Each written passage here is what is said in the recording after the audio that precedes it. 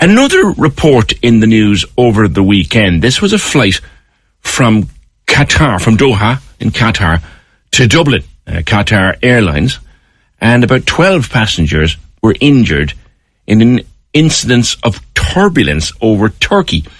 And last week, there was a severe incident of turbulence where a flight from London to Singapore was diverted to Bangkok, and the airport dropped something like 6,000 feet in 5 minutes. And a man got a heart attack, a man aged 73, British man, got a heart attack and died, and 20 other people required intensive care, which is a disastrous situation.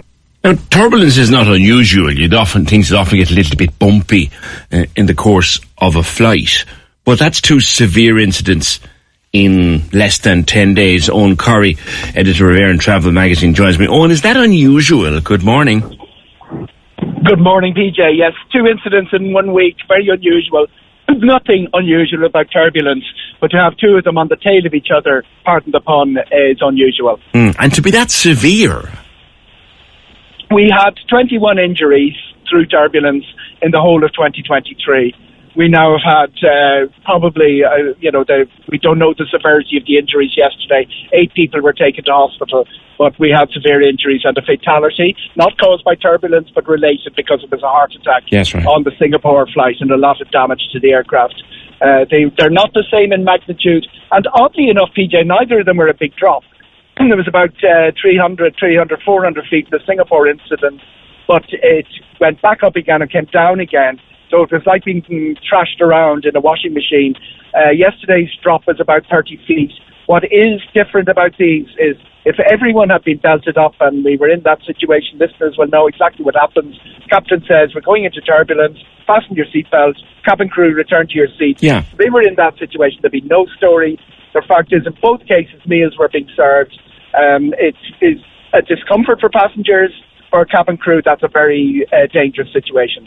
I've been on a flight from Amsterdam to India at one time, Eoghan, and like that now, the pilot did say we were coming into, for the next hour, he said we were coming into issues of turbulence, and we all had to stay belted up for an hour. It got a bit rocky, but nothing to write home about. But it seems that in both of these incidents, the pilot wasn't able to see the turbulence coming, and that's worrying.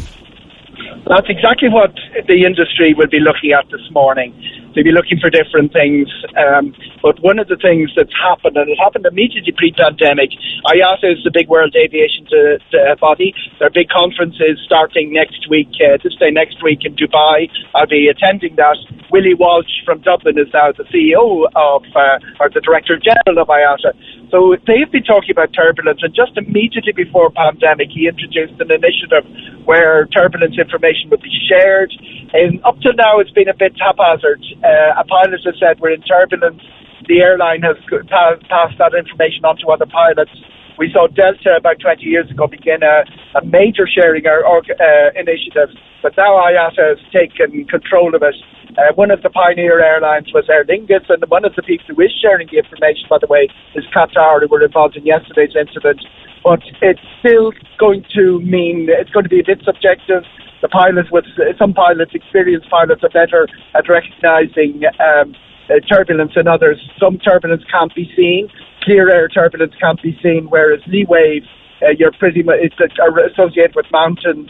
That's a little bit easier to detect. I see. But the sharing of information and the passing on of information and the real-time information, the technology is all there to get that concentrated on turbulence, because it hasn't been so far. That's really what the aviation industry has to do this Monday morning. So you're saying on that, like we'd know, for example, certain roads are a bad road, that there are certain routes that are prone to turbulence, and that the airline industry needs to share them better. Is that what you're saying? Pretty much. I mean, both of these were not passing over mountains. Listeners will have turbulence experience going over the Alps. Flight to Austria, there was a lot of broken glass in one flight I was on, but everybody was belted. The flight from Santiago in Chile to Ushuaia in Argentina is notorious for turbulence. And when I was on that, we went through a lot of bumps, but everybody was belted in because of the reputation of the route.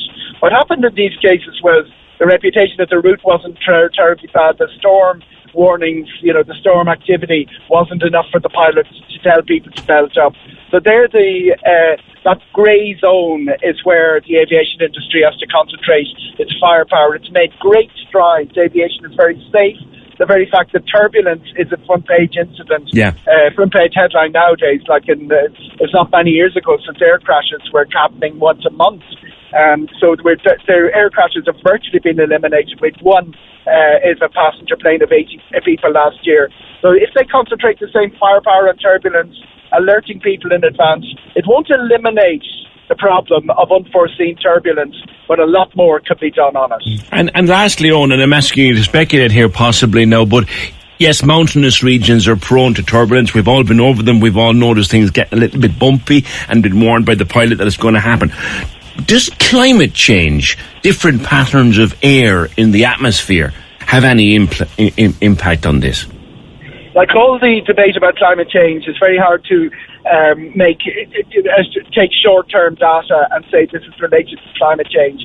But there's been a very interesting work done by the University of Reading, Paul Williams, where he projected the amount of carbon in the atmosphere, which is increasing rapidly, and that's what we can measure. And he put it up at 36,000 feet, where clear air turbulence is most common. And he said it's going to increase by a factor of 150%, just over double. It will go from 100 up to 250 to whatever times a year. So there's certainly a lot of projections being done as to what more carbon in the atmosphere will do for turbulence, but it's not something that you can actually attribute.